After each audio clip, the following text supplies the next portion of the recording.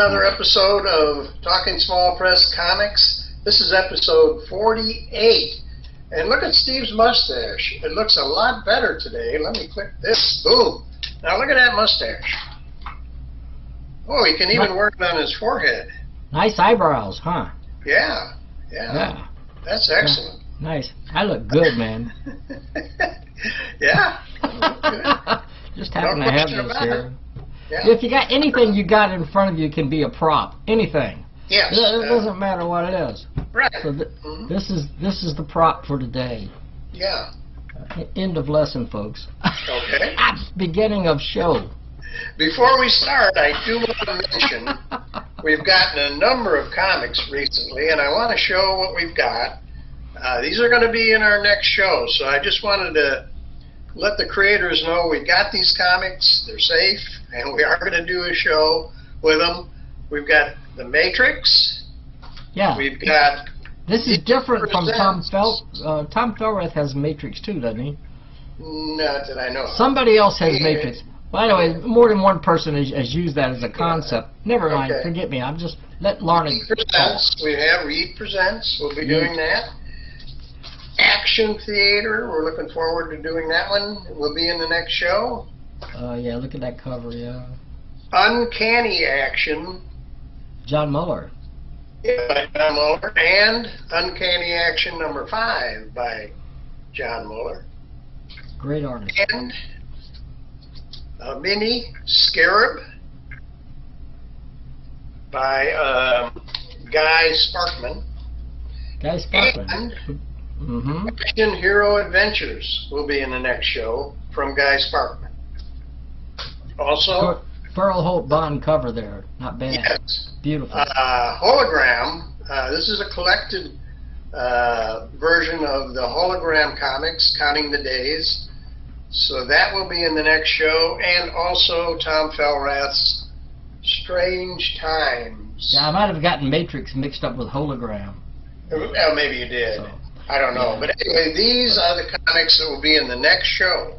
So I just wanted to show those, let the creators know that we have them. They're in good shape.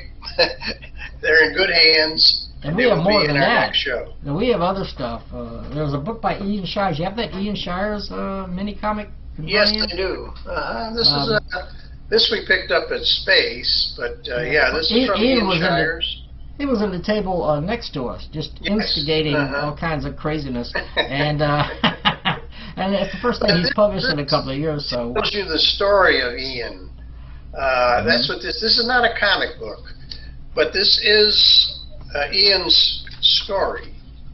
And he's had there's quite a number story. of different things in here. Yeah. Dropped it on the floor. If you know anything about Ian Shires, and I've known him for a long, long time. He was a former chairman of the UFO. He's been doing mini comics for decades, and they say there's different health problems and things through the years, and he kind of tells you all about it. And but he's coming back now. He's done, and he's coming back to small press after being away for a little while. And I will mention this very quickly because there was a myth, a rumor that was spread about Ian that he was at the Chicago Comics Convention many years ago, maybe around when did I go? So maybe around 1990, and that Ian was on the elevator with Stan Lee, and he told Stan Lee to F off. So I directly, I've been hearing this, it's like a legendary story, I've been hearing this for years. I asked Ian about it, he said it's not true. Not true. Right. He was on the elevator with Stan, and he just happened to get off, and a lot of people noticed that he was on the elevator with Stan Lee, and then stories came out of that. So, but apparently it was okay. All right, so let's get going with what we've got today. More comics from Space. Yep. And you can start with whichever one you want. I've got them all right here within my reach. Well, one person that we encountered, then I've been waiting 50 years to meet my old friend Kurt Erichsen. Yes, sir. He was a chairman of the UFO after me. He took over after me. I took over from Carl Gafford. Kurt took over from me, and he was chairman of the UFO for 3 or 4 years back in the 1970s. He even uses the old UFO symbol, the original UFO symbol on his front cover for Endeavor. This is Endeavor number 16 and a half. There's Endeavor number 16 and number 16 and a half. No, this one on the cover says 16. You got 16. Okay, that's cool. This is 16 What do you and a got? half. I got 16 and a half. There's a slight difference. There is? Yep, there's a slight difference. They're both great, and they're both I didn't quality. know that. Yeah, well, I mean, I discussed it with Kurt, but he told me about it. 16 and a half is a little bit better. The paper that was used have glossy stock covers, and it costs a little more. It's just a slightly higher quality. 16 is quality. This one's a little bit even higher. It has the same stuff in it, right? Exactly the same book. Oh, This okay. one has glossy covers, and I guess the inside paper is a little Mine better has too. glossy covers also. And the difference is like number 16, I believe, is like $10, but 16 and a half is $20. Oh my gosh, really? Yeah, and mostly he just sends that out to special friends. Like I say, I've known him for 50 years. Privileged people. Yeah. I'm sorry, Larned, but after Okay, 50 years. the first story, I really, really like the artwork in this first story. I was just trying to show it. Let me show it again. I've lost it. Plague Look net. at the artwork in this story. I mean, that is some... Quarantine. Quarantine is the name of the story, and the artist is real. Well, there's, he has a first name. It's I have to look it up. I keep forgetting. Neil Rael. Neil Rael. Rael, is that how you say it? I don't know how you say it, but he Neil is Rael. one heck of an artist. I will say that. Wow. That is some good stuff. And it's about, there's a contagion, there's something going through, it's like COVID, like COVID-19. There's another disease. Yeah, they're fighting a disease in this. Yeah. And people are hiding in their homes, or they're wearing masks. Yeah, they're wearing masks and everything, which I think is familiar to everybody. Yeah, we know something about that. We sort of been through that. And this guy chooses not to go out in public. He doesn't want to wear a mask. He stays inside his house. And look how he answers the door. In this panel on the bottom here, he answers the door. That's how he's dressed. Yeah, he's got like a diver's suit or something, or a protective radiation suit. Yeah, so that's how he's not going to catch nothing. But something weird starts to happen. He's inside, he's all alone, and he starts to notice little things. Like he's hearing, let me see where we are. He's hearing music.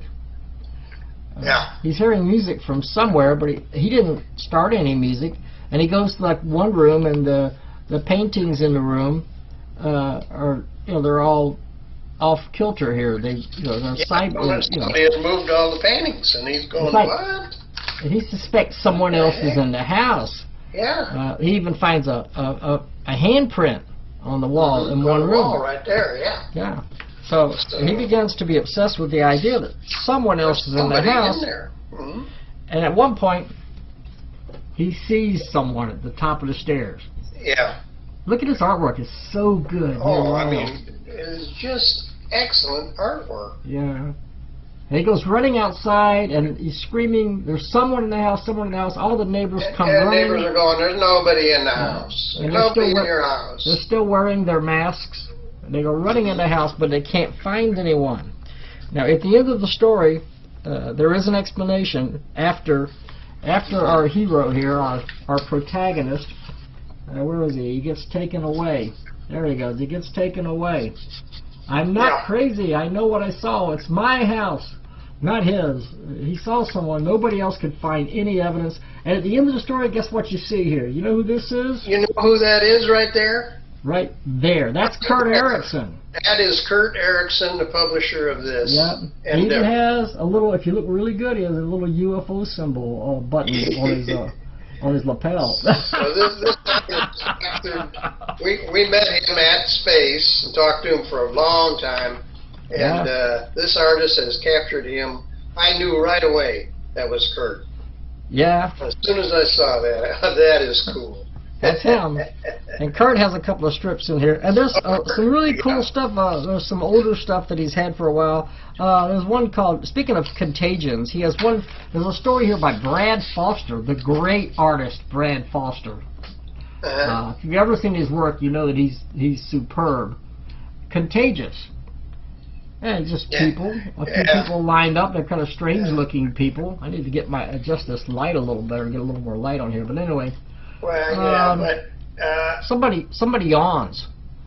I don't want to go down all the way to the bottom because it is a good gag. So you know. Well, everybody starts yawning. One person starts yawning, and it's contagious. Everybody starts yawning.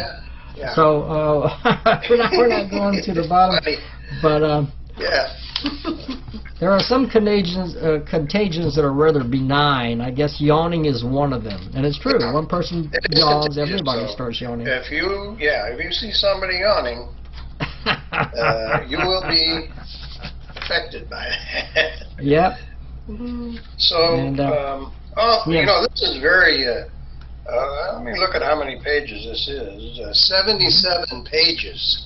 77 pages. So you got a lot of artwork in here. An absolute quality artwork. Dragons that he does. Yeah, Sis and Sass, the two dragons. Yeah, he does stories about dragons. Do dragons sneeze? It turns out that dragons do sneeze. But it's not a really you know, you don't want to be standing in front of a dragon when they sneeze. No, because it's very dangerous. Yeah, because like right here, achoo! You know, there's fire and brimstone right there. You know, you're in the wrong spot. Yeah. Well, and then here's an interesting one. You may find this very interesting. This is Ear Fall Off Floyd. Okay, that's Jay Zilber. Guess what? He's a former chairman of the UFO as well. Is that right? That's right. And this story, quite the story.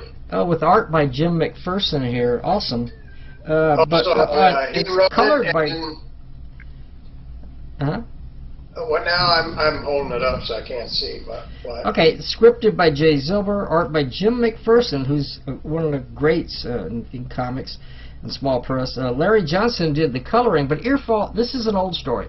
Earfall Off Floyd was a character that Jay Zilber did back in the 1970s and 1980s. Oh my God! Really? Yeah, I didn't know that. And so this is an older strip finally appearing. But he has a peculiar quite power. Quite the story. If you can his figure power.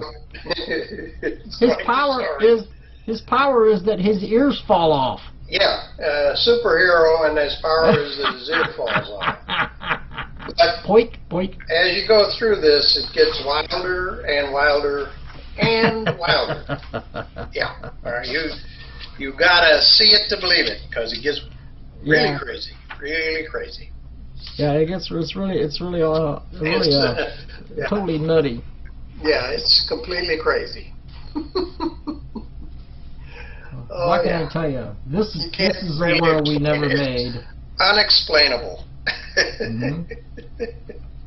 But that's Earfall of Floyd. Earfall of Floyd. Our friend Dan Burke has some AI artwork in here, black and white AI. Hollywood Extra. But when Dan Burke does it, he adds his own art to the AI because it would never come out this good.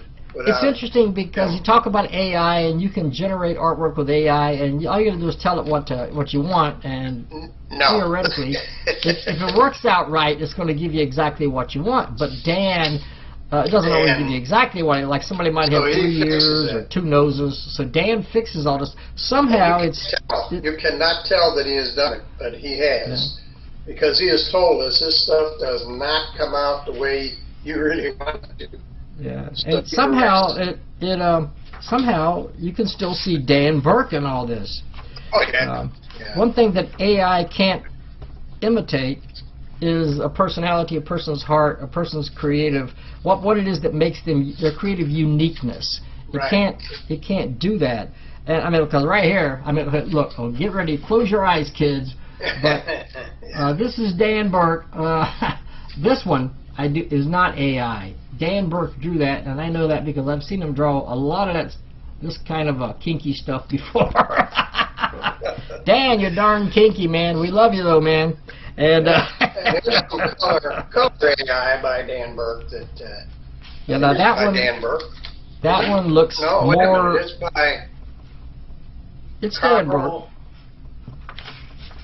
Oh. It felt like murder. By Carl Feltchuk, so I guess he wrote but Dan Burke did the art. This is Dan going totally AI. Yeah. So you don't see much of Dan himself. His personality's in there, but you don't see much of him. His own style. You do see Will Smith in one panel. There's Will Smith right there. Yeah, that's worth it, just so you can see that. And Dan Burke had a lot to do with this issue. If you go back to the very beginning, the inside front cover. This is Dan. This is his AI artwork. And look at that. That's really nice. What are these comics down there? I need to look at these comics. What's he got down here? Nothing I'm familiar with. Rockwell painting, isn't it? Yeah. It's a Norman Rockwell painting, I believe. Oh, yeah? And he did the comic books to it. Oh, is that what's going on there? Yeah. And Dan also does other stuff in the front. The contents page and everything is totally Dan. Here's a single page piece of artwork that's featured in the book, and that is by Winston Jackson. Oh, that would be Lee Jackson, Winston Lee Jackson. Now, Lee is an old, I used to call him Lee, everybody calls him Winston now, but I knew him way back in the early 1970s. In fact, he contributed to my very first fanzine, my very first comics. He used to draw my character, the Raven. In fact, he wrote and himself wrote and drew some of those characters, some of the Raven strip, the early Raven strip. So he's been around for a long time. He's a great friend. I don't hear from him as much as I used to, but we were very close back in the 70s. So yeah, that's Dan. So in Endeavor, there's written stories also. In this issue? Yes, in the back.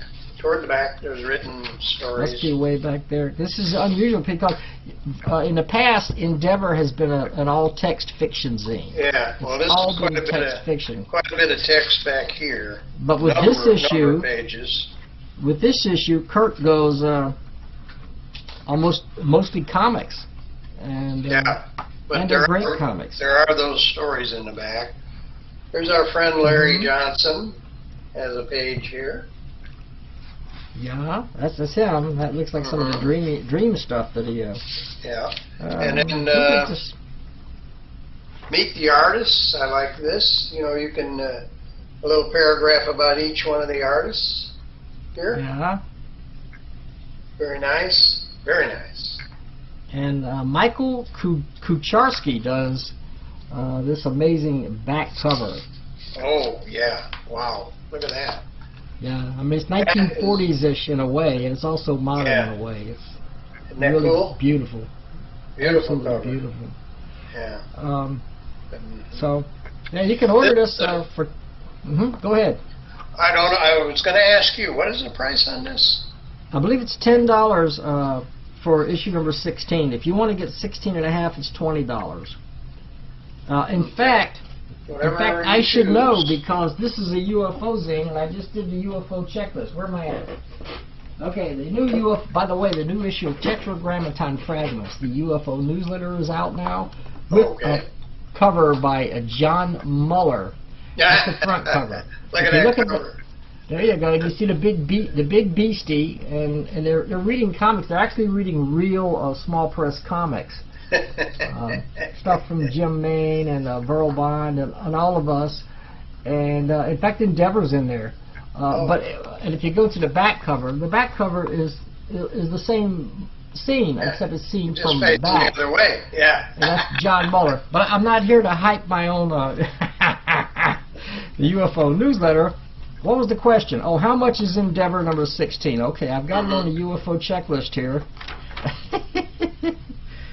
It is $10 postpaid from Kurt Erichsen.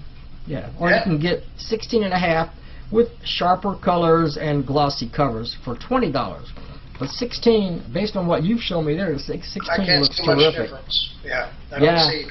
Yeah. So anyway, do whatever you want. You know, collectors may want the more expensive one. You know. Hey, by the way, people, this issue has a reprint of a strip that I drew of a beacon story that I wrote in pencil. Larned is like, okay, come on, man. No, but actually, I did write in pencil and. Oh, nice. Okay. I did great. this. Very cool. It's the last complete strip that I've drawn. I did it for Jim Main a couple of years ago for, I believe, Posette. And I decided to reprint that in this issue. You got to do some more drawing, man. Very good. I think so. Very good. I think I should do some more artwork as well. I think you've been inspiring me. Every time I turn around, you show me another strip. I keep telling them, you know, do some drawing. Do some drawing. Yeah. You can draw. Perfect. It's excellent. Well, All right. I should draw. Yeah. Let's go on to the next one. We got a lot to do here. Here we have The Unforgotten. Oh, yeah. This is very interesting because do you know William Messner Loebs? Do you know him?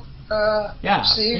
he was an artist for Marvel and DC for many years. He was? Okay. And, I do not know who he is.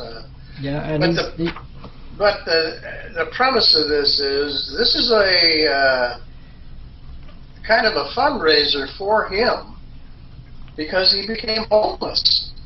Now it doesn't say how that happened. I think it happened very quick, which happens to people sometimes.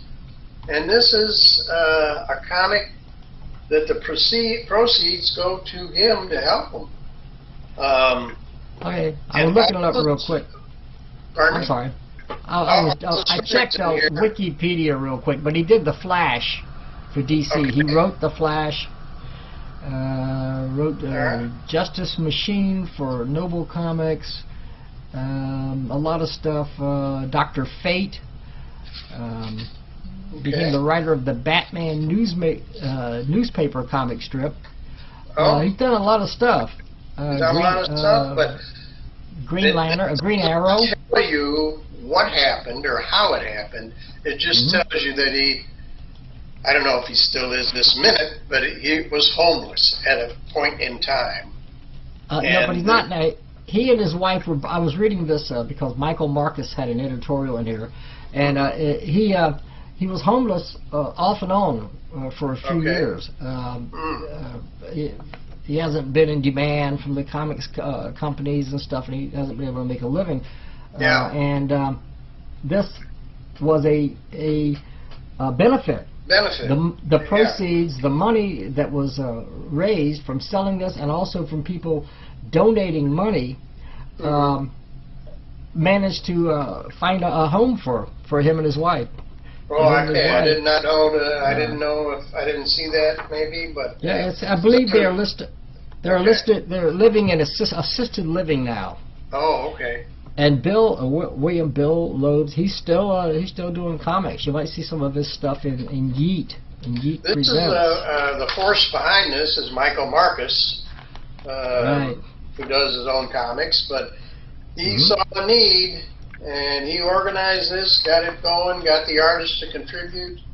He got some amazing stuff. Publish it. Now these stories, I will tell you, are not happy. They are about homeless people.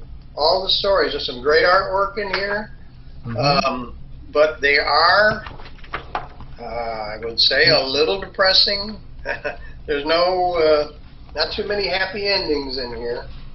There's one or two, but mostly the best, like this story by Bill Bryan called Steps in the beginning. Go ahead, because I'm still searching. Okay, I was just going to say that the homeless situation still goes on. And these funds, any more of these funds, will go toward that, trying to help homeless people. And I think you know from watching the news, we've got a lot of cities with a lot of homeless in them. Yep. And that's what a lot of these, a lot of the cartoons in here are about. That I will tell you. Book and a particular story, one story in particular that really stood out, Frank by J.R. Mounts, about this guy Frank and the little girl who befriends him, and he lives in a box like this one. Yeah, I kind of had open to the middle of this one. Yeah. But anyway, that's right. It's another homeless story. But and he's a good guy. Yeah. Like, all homeless people aren't scary people. There are some decent people who've just been down on their luck. Down on their luck. Yeah. And in this case, he's been surviving by going through trash cans and finding what's left of an apple or whatever or the sky. But he finds some paper that's all bundled up there, and he makes a little doggy out of it. He folds it up, makes a little doggy, and gives it to the little girl. She says, "A dog." Yeah, there you go. And it's poignant as heck. She just happens to have a little bit of money on her, and she gives him so she says, and he's like, "Oh, that's very, very nice of you, but I can't take your money." And she says, "You're not taking it. I'm buying my doggy from you." I get more allowance in a couple of days. Yeah, she gets an allowance, and she bought it. Yeah. And so she bought the little doggy, and they're both happy. If I can get it right. There he's still got his cardboard box with him, and he just kind of walks away with his walking away, dragging his mobile home behind him. Right. So, kind of a neat little story, and. Number of other stories in here, all about homeless, not all happy, but... Now, there's a story from David Brandstetter, apparently a real-life story. And David Brandstetter, I've known him for a long time. He's a great artist, great writer. He was chairman of the UFO for a while back, and I believe I took over from the chairmanship from him. But at one point in his life, and he's discussing it here, with some beautiful artwork, some nice shading, a nice, just gorgeous stuff here. Looks like a lot really wordy, but it's not. Doesn't read like it's overly wordy. And he talks about when he was homeless, and a lady, or he wasn't homeless like out on the street. Somebody took him in. A friend took him in and allowed him to live in the garage in her house. It was a person who was sympathetic to people who were down on their luck, and she allowed other people to live there. At one point, he found out that, well, for instance, things, he moved in, but he noticed things were missing, and here he is looking he's at her room, and she has an alarm clock that used to belong to him. Well, oops. Yep. How the heck did it get in her room? Yeah, right. He needs it because he's trying, and this is apparently slice of life. The real David Brandstetter himself talking about when he founded a job and he needed the alarm clock because all of a sudden he had a job. So people say, get a job. Here's a guy who was trying, and he did. He did find a job, and he made his way back. And eventually, he says he got back into college, bought a TV and a futon, and finally a place of his own. There he is on the futon, right there. And he says, I even got a job at Circle K. Turned out I liked it. That's a cool story. And David Brandstetter, kudos to David Brandstetter. David, if you're watching this, I'll send you the link. But wow, always knew you were a great talent. I always knew that your artwork came from your heart, and this just gives me a little more appreciation for you, and what you've been through, and what you have turned it into, and you've turned it into sort of a creative masterpiece of a story here. So just on the back cover, they show you all the people that helped with the project. I don't think these are all, not that many artists, but I mean the artists are included. but these are other people that have donated and helped out in this cause. And it's a never-ending cause. Well, obviously, so that's really great. We can't. There's so many people who contributed to this wonderful book. Don't have time to go through it all. There's. Who did this story?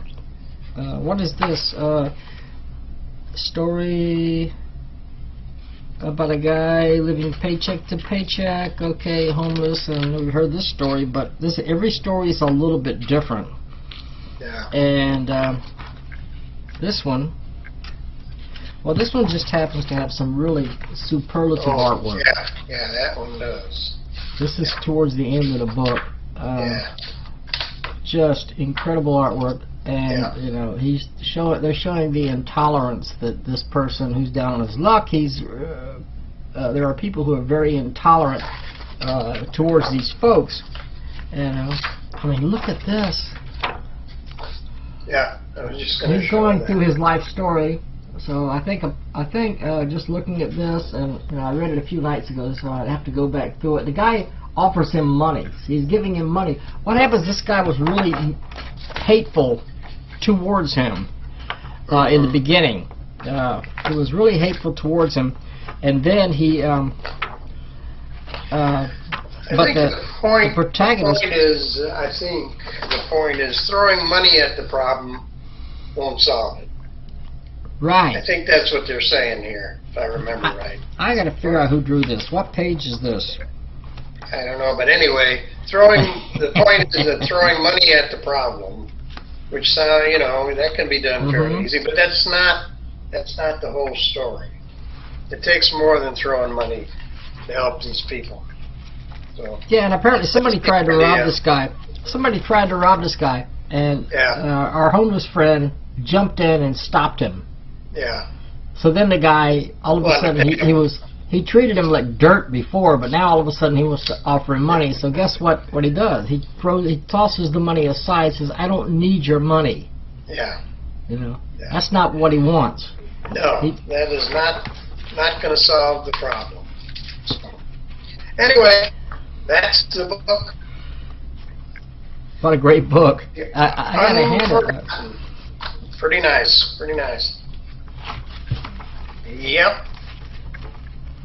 And we got more. Michael Marcus, you outdid yourself on this one. He knows it too. I sent him an email, but he was humble about it. He just said that he was very proud of the book, and he deservedly so. This is an awesome book.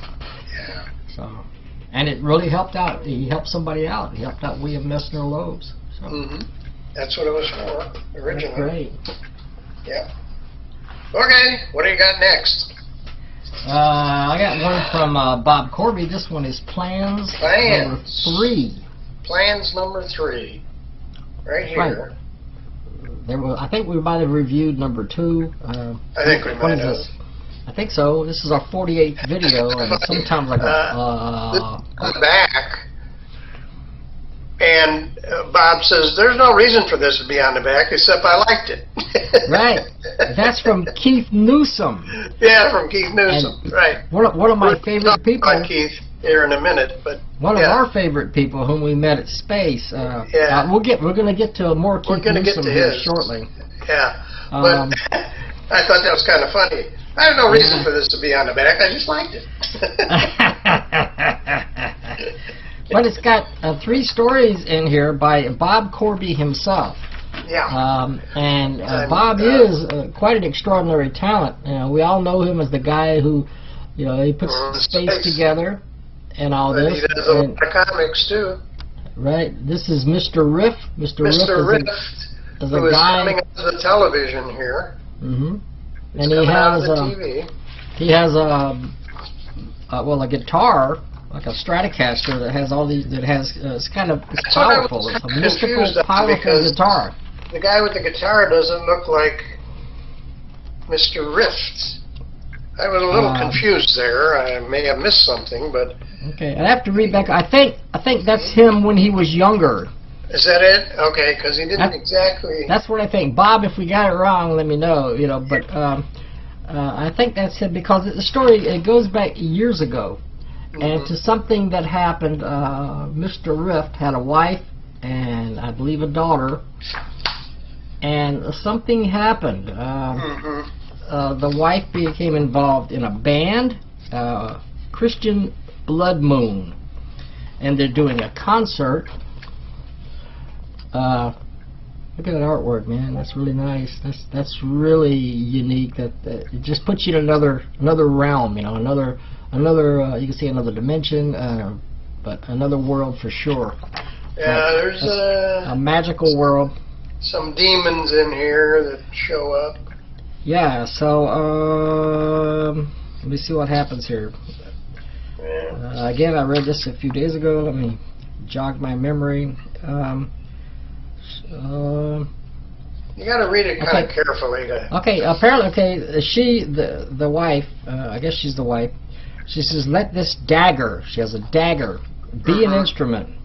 She's become drawn into sort of a sinister nightmare, demonic world. Cult kind of thing, yeah. Cult sort of a thing, expressed through the music and everything, and she kills herself on stage. Yeah. And that releases, when she does that, that releases a demon right there. A demon. Yeah. And she becomes involved in a, well, because she did it, and she died. But yeah. But the demon came out. Right, there's like it's like a deal with the devil. Every year, she has to somehow unleash another demon. And her daughter gets involved with this. It's a little complicated. It's you know, a little you have complicated. To read it. It's a little tricky to follow. You know, you can take your time and figure this out as you go along, but another demon is released. Right there. Right there. Yeah. And Mr. Riff is using the power of that guitar to combat the demon. But more demons arise. And anyway, the story involves the wife, the mom. She is a ghost, and she appears throughout the issue. The daughter is caught between the world of the living and the world of the dead. She's trapped, and she can't have peace until she's released from it. And at one point, Mr. Riff does figure out a way, and he tries it. Where am I at? Maybe it's on the other page? I think. Be free. And then he's trying to save his daughter, apparently. Free. Thank you, Rift Bill. Yeah, I guess it's his daughter. I mean, I'd have to reread the story. I don't know. But you see, she's flying up, and you know, she's off, and she's going to be happy. Yeah. Now, Bob has if you know much about Bob, you know that his wife Kathy passed away a few years ago. She had ALS, and Bob has a short page here where he talks about an ALS walk that he takes every year for ALS. Yeah, he does back here. Yeah, so I guess to raise awareness or whatever about this terrible disease, and it's pretty poignant just to see that. I can't imagine. You know, I mean, it must be tough, you know. Yeah. When and then the book, if you look back here, the book is, you know, talks about the ALS Association, how you can join or donate to it or whatever you want to do. How you can donate and do what you can to help stop the spread of this terrible disease. Right. And then, but Bob goes on because that's what Bob does. He keeps moving ahead every year. I'm honored. I'm proud to have met him and go to space. And space has been going on a long time, and Bob keeps moving ahead. And we got another story here. This is actually part 2 of a story called Gremlin. And I realized that this was part 2 after a while.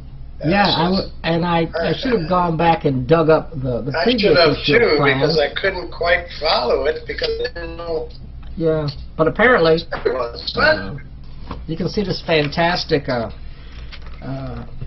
artwork, this otherworldly artwork. yeah, and- some robots in here, which are always important to have robots. Yeah, absolutely. And we got a If team you of have people, robots. a team of heroes, especially a couple of these heroes here. This one lady who reminds us of the Silver Surfer. You know, I remember the second issue because I remember that she was kind of like the Silver Surfer. But there's a team of good guys, but they're traveling to another world or to another dimension. These days, when you have all these multiverses, it's hard to keep up, you know. But I like the character in the middle, the right panel in the middle. I like that guy. Oh, that guy. Yeah. Yeah, I see that guy there. He has something to do. I mean, you get to, there's a battle, they're battling robots, and they're doing everything, and the ending, it goes, for the last several pages, it becomes wordless. Yeah, that's what I was going to say. You have to follow it, and there's no word balloons. And the ending is a little bit ambiguous. I guess the good guy's won out because I'm not sure. when you see the guy you were pointing to just a minute ago, that funny looking guy, there's this big robot guy right here, and it seems like his face, the other guy's face, kind of appears in his face. You got me. You got me, Bob. Yeah, and you know, you see the two ladies, the two superheroines of the story, watching as these people all these certain mystical entities all kind of wander off into the darkness. Well, this is $3 from Bob, right there, and you can figure it out for yourself. Don't you love that back cover? It is Ditko style. You're right. Yeah. It says Ditko style right there. Yeah. And great job. Great job by Keith Newsome. So, yeah, I really enjoyed that one. Okay, let's go on. Well, since we're talking about Keith Newsome, oh, okay. Keith gave us a number of comics, and he gave us. But okay, normally, you know, we ask people if we're going to review your comics, give us 2 copies of each comic, one to Larned and one to me, so that we can both have the same comic. I mean, we live 4 states or 5 states apart, so. But Keith was nonetheless. Keith was kind enough to stop by our table, and he dropped off like 9 comics, and all of them are short, and all of them are great. But we had to split them up between us. Yeah, so I've got 4. And I got 5. 4. So and I don't know if you have any of the same ones. No. No, we have different ones. They're That all was different. the thing. They're He all just different. Keith gave us 9 different comics. Yeah. And we totally appreciate it, and they're all awesome. I mean, I enjoyed reading these so much. They're easy to read. They're not long. Each one is one story in itself. And of course, his artwork is very good. Very good. Yeah. Some of these are have Tom Felrath as an assistant editor. Yeah. So I'm not sure what all Tom did. I didn't even know he knew Tom Ralph. Some of what you got. What you got there? What have I got? Mm-hmm. I got Space Station 5. Have you got that? Nope. No? No, Okay. no, we split them up. We have different ones, but that's okay. We'll talk about it very quickly. Yeah, we have to kind of zip through them. I'm going to say one thing. None of these are very happy endings. Mine. They're not. They're not. They're a little kind of. The stories are kind of sad. Great Yeah, artwork. a couple of those too. Yeah, great artwork here is. Keith is obviously. He dreams. This one, he dreams his son had a brain tumor. Actually, that's a fact. And he wakes up. Yeah. he does talk about that, but what he Yeah, he does talks is about he wakes up from the dream. Holy mackerel, glad that wasn't real. And then his son starts telling him he's having these headaches and he's got all kinds of mental, or not mental, but physical problems. And so he has to rush his real son to the emergency room. Yeah. And that's kind of how it ends. So was that was it a premonition? You think? Yeah, it was a dream he had, and then he thought it was all over, but his son was exhibiting real symptoms. So, and he does write about in the back here about his experience with that kind of thing. Yeah. So, but and. Well, apparently his son is recovering, so that's the good news. I think so. Yeah, I think he's doing good. I got one here called Fallen Heights. Okay. You got a guy, he's looking for a job, and he's afraid of heights. And the person he has to be interviewed by is at the top of a very tall building. And so he's he has like a brother or a little friend or something that he's talking with at the beginning. Why does he live up there? You know, this little guy, and he's playing with like you can't really see it, but it's like a little snake. He's playing with a snake, but it's not a real snake. It's a plastic snake. And so he gives the guy his briefcase, and the guy goes upstairs. He goes up all these floors to the very top. To be interviewed. Now, the guy that he's interviewing is a guy who has phobias about, well, snakes and, you know, stuff like that. But when he opens his briefcase, there's a plastic snake in there that his little friend put in there for a joke. But it causes the other guy to jump out the window. Oh my gosh. Potential boss. So that didn't turn out too well. That didn't turn out. Yeah. But darn, it's really beautifully illustrated. Yeah, here's a fatigue. And this is, he writes inside, this is his first attempt after being out of small press for a while. And what an attempt for coming back. There's a football field from a view above, and the story is about a football injury during the game. A player gets injured, but it's pretty serious. In fact, the guy dies from the injury, and the story is about him trying to try to cover that up. We don't want to say too much about that. And people are kind of fighting back against that. And so anyway, it goes on. It's got a little different, another part to the story, which is not very happy either. Keith is obviously a deep thinker. He's a deep thinker. He can be very serious. He's also a very nice guy. So if you meet him... To show one thing, because what Keith normally does, and this is just black and white, but he does these dragon posters in full color. And we saw them on his table. They are unbelievable. If you check out the video we did of the Space Con just a few videos back, yeah, I think we had a couple shots of that. Yeah, I was saying. All the prints he had in full color, some in full color, some in black or white. And very, very cool. Very intricate. Yeah. I am missing a price on any of these. I don't see it. I'll put his contact information below.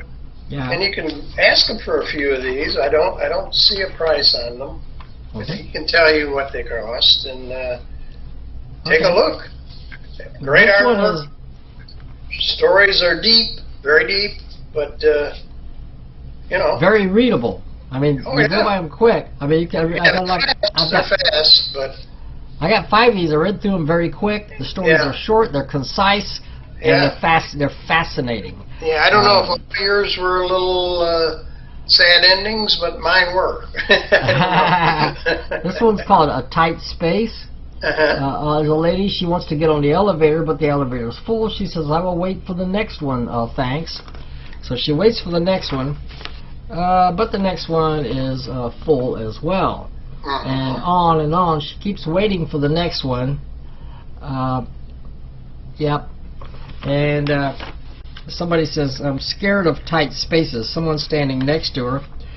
Finally, she doesn't find an empty one, but she does find one that she can fit into. So, I mean, she's afraid. She's claustrophobic. She's afraid of tight spaces. Yeah. So she finally gets on, and then all of a sudden, inside the elevator, the lights go out. Oh no. Yeah, and you can hear yeah, you see people. No. What do we do now? Stay calm, everyone. Don't touch me. Oh no, we're stuck. Too dark. Who has a phone? And it goes on, and people can't see anything. They're in the darkness, and they're trapped in this elevator. Remember, she has this fear of tight spaces. She's claustrophobic. What? Touching. Somebody hit me. Somebody says, I got stabbed. Stop touching me. And it goes on and on and on. One guy says, I'm dying. Tell my wife I love her. And you talk about not having a happy ending. Well, really? I don't want to show you the ending, but let me cover it up, man. But yeah, it's not a happy ending. The fire department shows up to get everybody out, and you have to buy it to learn the ending. But trust me, you won't forget it. You won't forget it. It's really good. It's really well done. Now, yeah, go ahead. Your turn. Couldn't finish with mine. Yeah? Okay, I got another one here. This one? Okay. Yeah, you remember, you saw this one because we talked about this. You couldn't read the title. Oh, yeah. When we were at space. And we did. What does that say? There's a reason you can't read the title. The title is... I just saw it somewhere here. Okay, it's Blind White. Blind White. So what we're seeing is there's people and they're trapped in a snowstorm. Oh my gosh. And it's blinding snowstorm. So there's no artwork at all. There's just captions in here. I'll have to remember that. Those are easy to draw. Yeah, that might have taken him a long time to draw, but I'll tell you what, he's a lot better letterer than I am. Even that would have took me quite a while, and I wouldn't have been near as good. So, but it's for the effect of the story, it's perfect. He says, "Where are we?" And somebody says, "A blinding snowstorm," and he says, "They call that snow blind." He says, "It hurts my eyes." He says, "It's bright everywhere." So one guy, he can't see anymore. My fault. Somebody says something about it's his fault, and he says, the other guy says, well, we were in a wreck. He says, hey, are you cold? The other guy says, you are a moron. Why do you keep saying that? I just said we crashed. It turns out they crashed in a blinding snowstorm, and they're trapped in it. And that's pretty much the story. Again, there's an ending that makes you think, that makes you go like, oh, you know. But I'm not giving away the endings. But even, he's so brilliant. Keith is such a talent. Even without his beautiful artwork, you still got a great story. We still got a story. We got a great story, even without an expressive cover.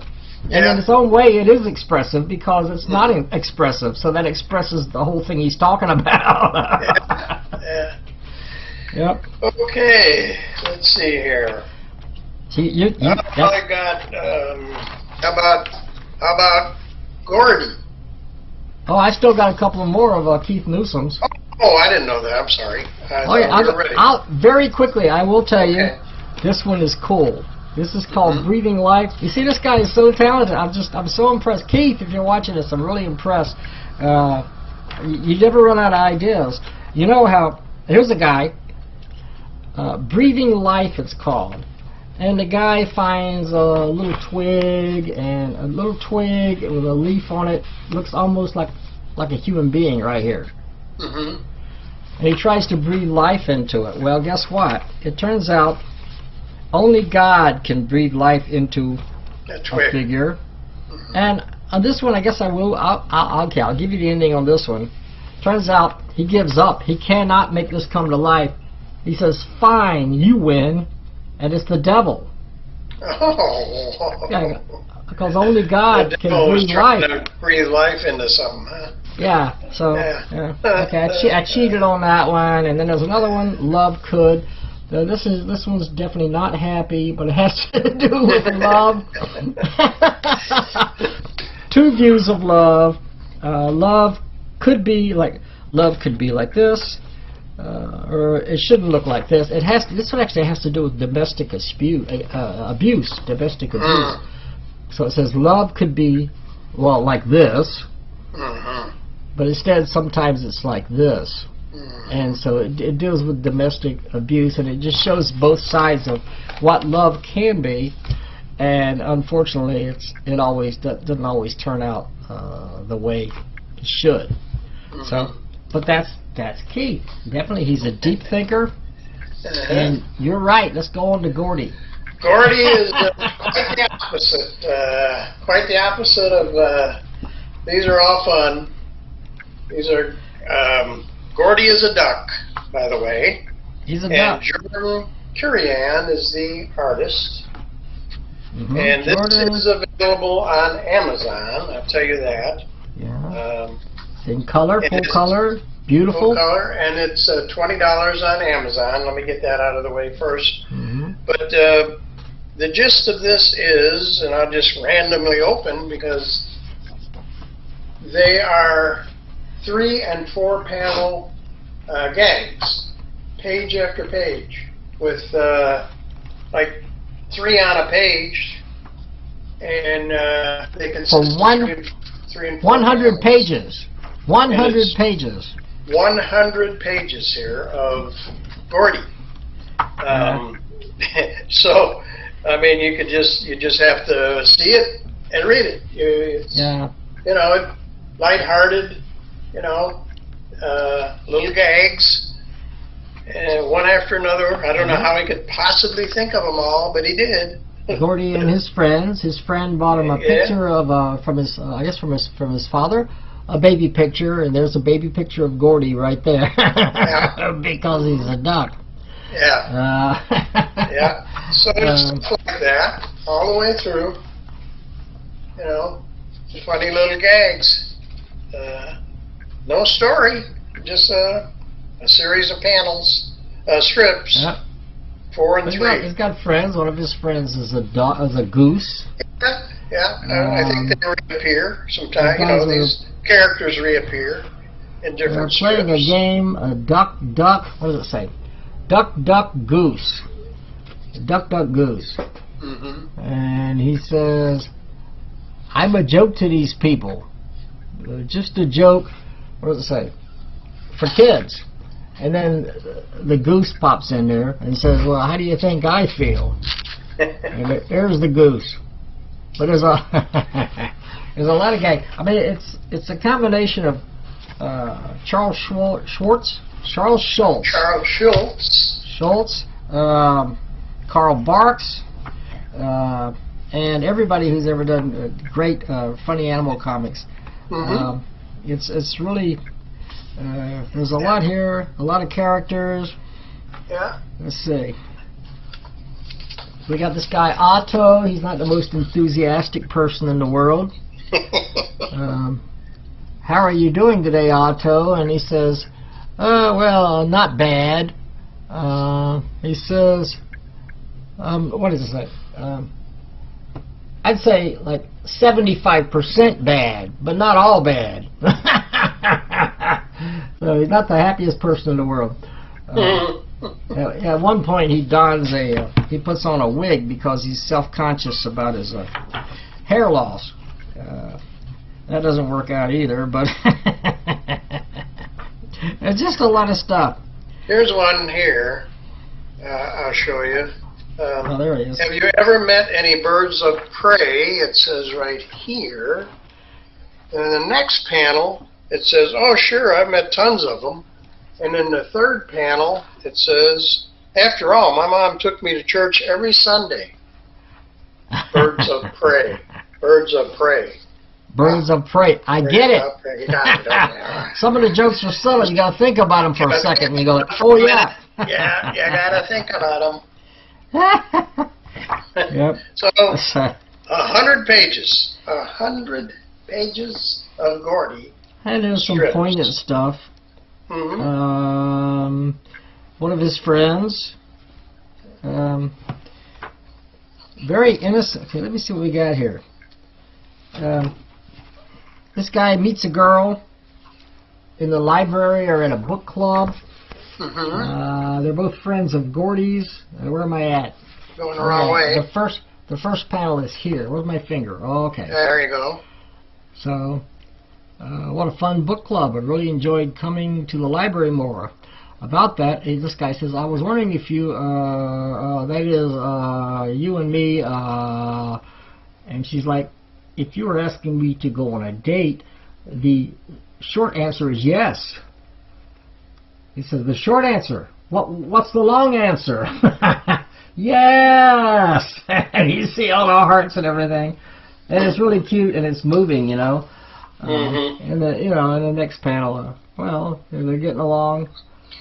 Somewhere along the line, he kisses her on the cheek, or she kisses him on the cheek, and it brings, it shows you kind of innocence, when you're young, you're a young guy, and you want to ask a girl on a date, but you don't want to be rejected and all that, and it's kind of cute. It's really cute. Now this is available from Amazon, and he also mentions it's in libraries across the country, which I find interesting. That's nice. I think. Yeah, he's got it in a library somewhere there. Yeah, I sent you a link about in that. libraries across the country. There is one little thing that I would mention. I think it would be a good idea to put your contact information inside the book, especially if it's in a library, because people could read, and maybe want more of your stuff, and there's no contact information in the book at all.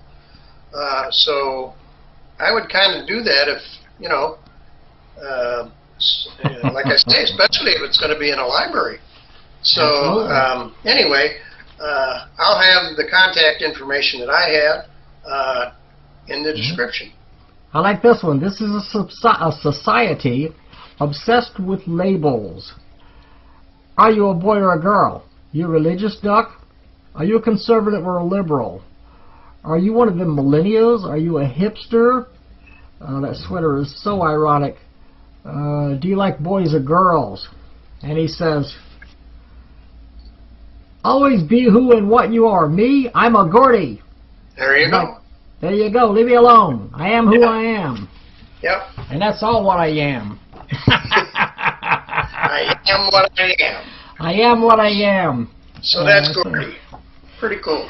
Pretty cool book. This is great. 100 pages of really nice comics. And Jordan Carrion, and I did meet him at the convention. Things were so busy. I got these books, and I went over to the other table, and I forgot who I got them from. I had to send him a message. Did I get something from you? He said, yeah, we met. And okay, so I got it from him directly. He was there, and he is an extraordinarily talented young man. Oh, yeah. So there's a lot of stuff. There's aliens in here. There's in 100 pages. There's a lot of stuff you can put. But it's not a grueling read. It's really easy to read. Oh, no. I mean, I read the entire book. And it just naturally flows from one strip to the next strip to. It's not overwritten. It's just it's just right. It's just funny and it's relaxing read. Yeah. Yeah. So, you could read this. You can read this in bed before you go into sleep every night. Right. And And you won't have nightmares. Yeah. So highly recommended. Yeah. Gordy. Very good. Jordan Carrion. Yeah. Okay. back to our friend Bob Corby with his annual old comics. This is the one for this year from 2023, and the theme, if I don't cover it up, is coffee. Coffee. Anybody can contribute to this, and a bunch of people do.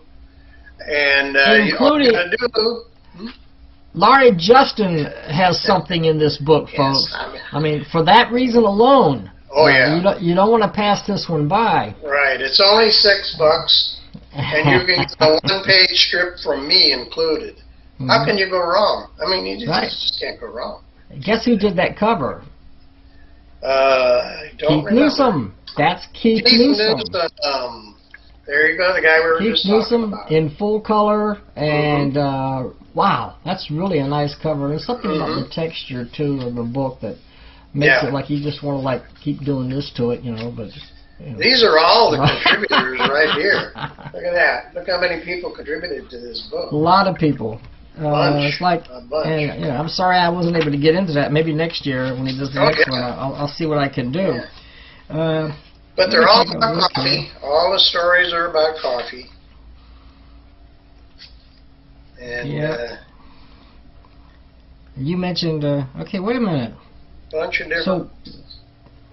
So, where's Larned Justin's? Oh, page 61. Oh, page 61. Okay. Page 61. Wait a minute. On page 51, that's our friend Carol Crum. Oh yeah. 51.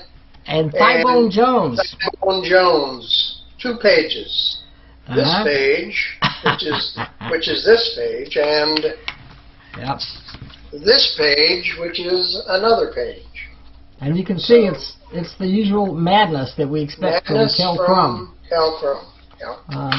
Don't expect anything that's in the realm of normalcy. No. It's going to be extreme, and it's going to be hilarious.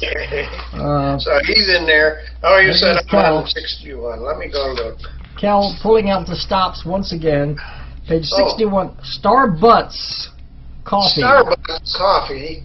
Yeah. Yeah, right here. Yeah, the guy says, "Can I get a small hazelnut coffee with 2 sugars and cream? What size?" A small hazelnut coffee with 2 sugars and cream. She says, "What flavor?" He says, "Hazelnut, 2 sugars and cream." I know you've experienced this before. I've been there. Yeah. She says, "Black?" He says, "No, 2 sugars and cream to go." And he's getting really frazzled by this point. Yeah, he's pretty upset. And she said, "Here or to go?" And he says, "To go. I want to go, to go." So, well, there you go. You know, but there are some people, often on the other side of the counter when you go to a certain establishment or whatever, and some people are kind of dense. To what you're saying, they're only thinking about what they're saying. They pay no attention to you whatsoever, and that was my example of that. Right, a perfect example. And that's Marley going off the rails. Is that a guy? That's a guy, isn't it? What's that? The guy with the ponytail? Yeah. Yeah, that's a guy. Okay. You have to have a ponytail if you work in these days. You never know. You see a guy with a ponytail and earrings, and it's like, who knows? I don't think you can work there if you don't have a ponytail. I'm pretty sure. Yeah. There's a lot of other. Yeah. A lot of other great stuff. Here's a guy. Look at this guy. He's gonna drink a cup of coffee. Let me turn the page here. And he says, that's the first sip. It's life-changing. Prepare for liftoff. He's getting a little reaction to the coffee there. Right. Some people get a real cocaine-like buzz off coffee. They show that. Boom. He is way up there, and then what fun! So that was one of my favorite ones. Is this one by Ron Hill, B.B. Bluesbird, and 12 Cup Blues.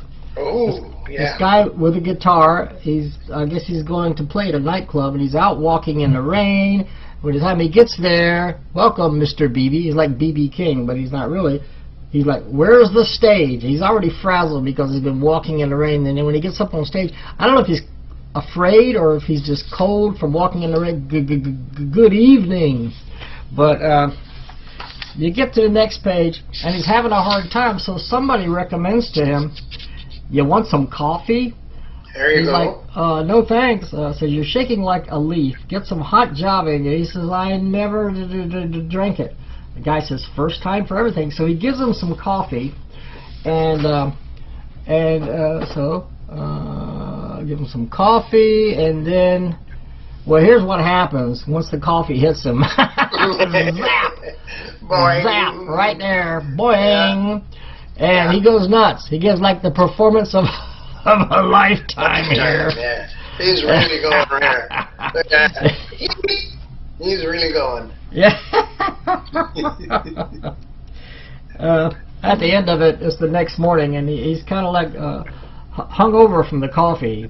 BB, your uncaffeinated heart beats 600 times a minute. He says, never more.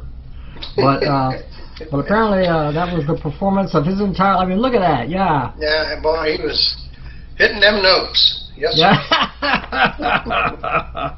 There's so much good stuff in this, front to back. And Nick Durga, Oh, Amoeba yeah. Adventures, all the way from New Zealand. Right, as with a Prometheus. Yeah. Is in all there the way somewhere. from New Zealand, yeah. What page is that on? 15. 15? Uh-huh. Towards the front. Yep. Prometheus, the protoplasm. Of course, the thing that looked like coffee but was not coffee. And Nick Durga, he's kind of a legend. I mean, he's been doing this for a long time. Long time. And he was gone for a while, and we're so glad to see him back. And here's something, I mean, you would see in every day, anywhere, in any small town of America, you got a giant protoplasm pushing a shopping cart. And he's looking for coffee. What else do protoplasms do? Except Right, look for coffee? like on your day off, what do?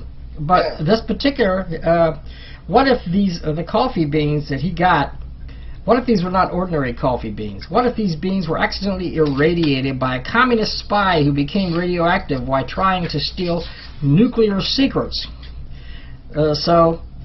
You know what? Did this appear? We reviewed something else by Nick Durga. And He just sent something not too long ago. Yeah. Yeah, I'm thinking maybe we reviewed the same story. It doesn't matter. It's worth reviewing again. I don't think it was the same story. I don't remember. Maybe I saw highlights or something. But look familiar to you? It looks kind of familiar. But anyway, it's still great. The coffee becomes a life of its own. It comes out of the coffee pot and becomes a menacing figure creeping up behind Prometheus, and just a monster searching for him. And the only way to stop the coffee is to trap him in the refrigerator. Here's so a one trap him page. in the refrigerator. Yeah. Here's a one page. Just one page, but it's pretty cool. Dreamin' in Coffee. So it's a whole dream sequence in coffee. That's page 22. That's by J.M. Hunter. Pretty Oh, cool. we got, on the next page, you got Brian Canini. Yes. Brian Canini. A story about a guy who's trying to escape from the modern world and goes out camping in the woods. He's going to have a life for his own, a life free from all the madness that is that you find in the cities. Something happened. Oh, he burns his car. I mean, his car, I guess he did it on purpose. He burns his car. He's going to live in the woods from now on. He's going to live in the woods. He's very happy. The sunshine and nature. And, of course, you know, it seems like nothing ever goes like it's supposed to. He wakes up with a bad headache. And it turns out he's not used to going without coffee. Yeah. But he finds some berries. He finds some berries as he's wandering around. He finds some berries on the ground, and he eats the berries, and he starts to feel better. Somewhere along the line here, he's feeling better. Doesn't look that way in these pictures, but I'm telling you, he's feeling better because we haven't got to the next page yet. Okay, the next page. Yeah. Okay. Well, by the end of it, he realizes that these berries are actually deer droppings. So it's deer poop, but the deers have been eating coffee beans, and so this. He does say coffee. He says right here, "I've had worse coffee." So, you know, I've had some that tasted not that good too, you know. A little bit like deer poop, but yep. Yeah. We got some madness here from Michael Carroll. Michael Carroll here, Agents of Espresso. This one's pretty wild. This one also has a giant blob of a coffee-like creature. Apparently, if it appears in more than one story, then it's true. There has to be, these blob-like coffee creatures must be out there somewhere. Well, I would think so. If there's more than one story about them. Yeah, I would think we have to avoid them. Yeah. And on and on and on. There's just so much great stuff in here. Bob Corby, from the issues of old comics that I've seen and the other stuff that I've seen from him, he always assembles the best, the finest of the small press. We got Matt Levin has a Walking rubber Man stamp story in here. If you know Matt Levin, he's been doing rubber stamps for 172 years. Absolutely. Walking Man Comics. Walking Man Comics, yes. Yep. And didn't you tell me you saw that he had all these rubber stamps on the wall, all these images or something? Wasn't me. You? Somebody said that Matt Levin has such a huge collection of images, and then they all covered one big wall or something like that. Somebody told me that. Because he can tell a story with all his rubber stamps, so he must have all kinds of them. You know. Yeah. So very creative. Yeah. There you go. Good friend to know. Coffee. Don't drink too much because you know it gives you jitters all over. Now he is a good writer too. He writes a very poetic type of style. Mm-hmm. Don't drink too fast. Best to savor it slow. And here we go. The effects once again of the caffeine, portrayed by an excellent artist. It's fun, I guess I used to get that kind of effect when I was younger. Now I just kind of like, it's coffee. What do you want? Yeah, right. But oh my goodness. Just going through. Here's Pam Bliss. Oh yeah, one of our favorites. There's Pam Bliss, right there. At Woolly's Diner. Mm-hmm. And that would be... The notebook at Woolly's Diner. The Woolly Mammoth, right? That's the Woolly Mammoth. And there's the Woolly Mammoth having coffee. That's on page 45. Let's see. Yeah. It's quite a bit to read there for us right now, but yeah, it's good. But she got this style. She doesn't exactly she doesn't draw like exact panels. She does on this page, but on some pages it's like a big sort of a poetic construction. Yeah. With art and words and it all coming together in kind of a lyrical style almost. Whimsical, lyrical. And, what's cool here, you may not see this a lot in diners, but everyone here is doing the puffer coat dance at this diner. Like I say, you may not see that all the time in a diner, but the puffer coat dance. The puffer coat dance. You can't move your arms in a puffer coat, so I think you just move your legs. Your Yeah. arms just stay extended, or wherever they're at. They don't move. And she has, below that she says, I wrote this one with an arrow. So I don't know if she wrote the Well, I assume. a song about it or created the dance. In any case, I don't know. Oh, I don't know if there. she does. She may even do the puffer dance if she has a puffy coat. I don't know. yeah. But anyway, and she says, I wish I could stay at Willie's Diner all day. Nice artwork. Yeah. Really nice. Yeah. So all kinds of stuff in here. Yeah. You can look at this for a long time. This is 90, let's see. It goes on and on and on. 100 pages. There's something towards the 100 end. 100 pages here for $6. A really, really wild science fiction story towards the end. With a strange-looking alien creature, and it's called Too Much Coffee Talk. And this one's kind of long, kind of complicated. It's got images that look like they might be AI. Oh yeah. But there's a lot of really interesting artwork in this one. It's pretty cool stuff. But there's so much in here, like you were saying, Larned. There's a lot to it. I think anybody would enjoy this. You know, you can just for $6 for 100 pages. Oh, that's a steal. That is wrong. an absolute steal. I mean, for that price. How could you go wrong? So, Yeah. what a great book. Yep. So. Okay, Well, just as an afterthought. Oh yeah, we do. Because have we were at Space, and Yeah. Bob was kind enough to give us an older issue of Old Comics. Just want to mention this. This one's came out in 1999, so it's 24 years old. It's 24 You years see, old. Sparky by J. Kevin Carrier, Lady Spectrum and Sparky. But it's 24 years old, so we're not going to get into all this. Some Larry Blake artwork here. But I did want to mention it because he was kind enough to give us a free Yeah, he copy gave it of to this. us, and that was really nice. Really nice. And you can get this if you want to. $7.95 from Bob. It's older, but here's some of Bob's art right here. yeah.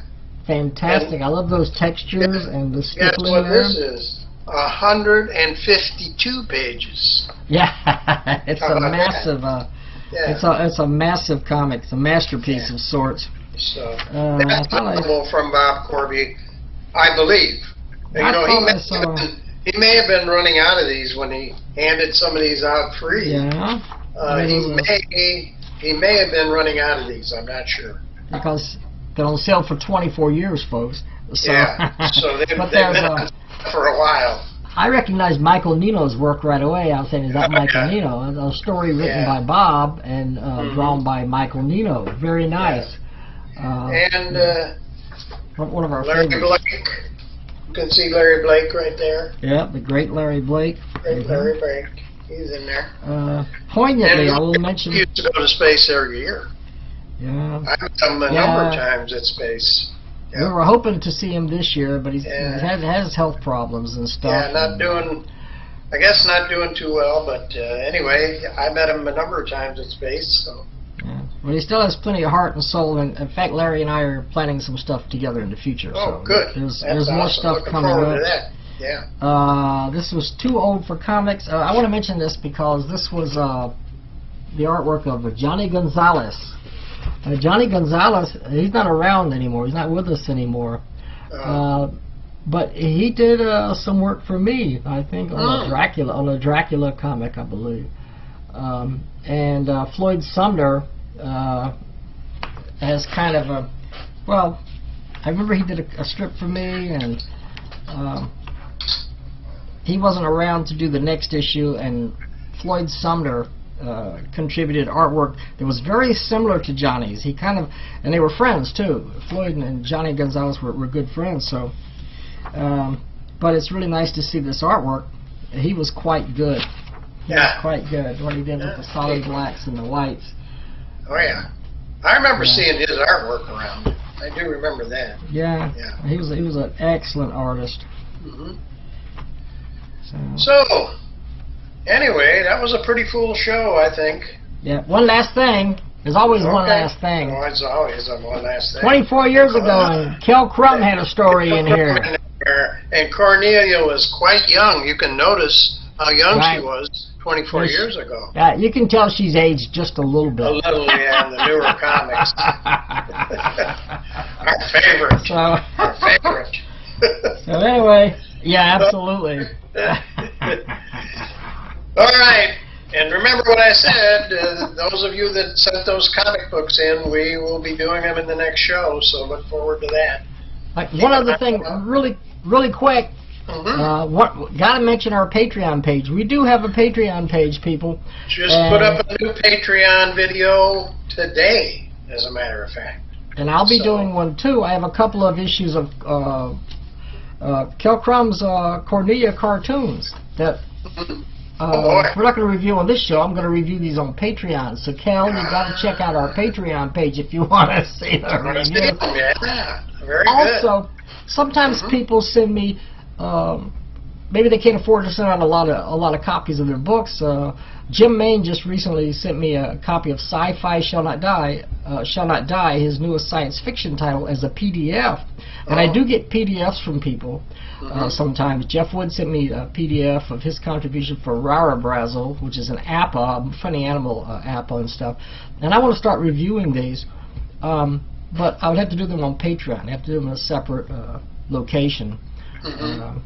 But because they're PDF zines, and so yeah, a little different. if it's a long zine, I'm not prepared to print out the entire book. So I have to sit here and look at the computer and talk about it, and maybe give you a few screenshots. Sure.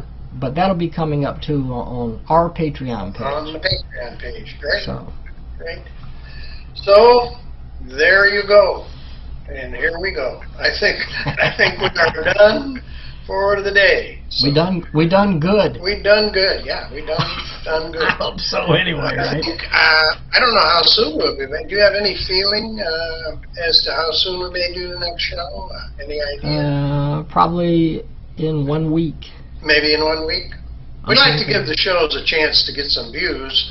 We've been getting close to 150 views, and I think for small press, that's pretty good. So we want to give the videos a time to get the views, and then we do a new one. So hopefully next weekend, but there is stuff, there is some catching up I want to do. We got some books that I've received that, some of them are UFO zines, so I get those anyway, and sometimes Larned gets those too. But there's a bunch of stuff on my bed right here. There you go. Laid out right there, waiting to be reviewed. I've just got them all laid out flat, and I'm looking at them.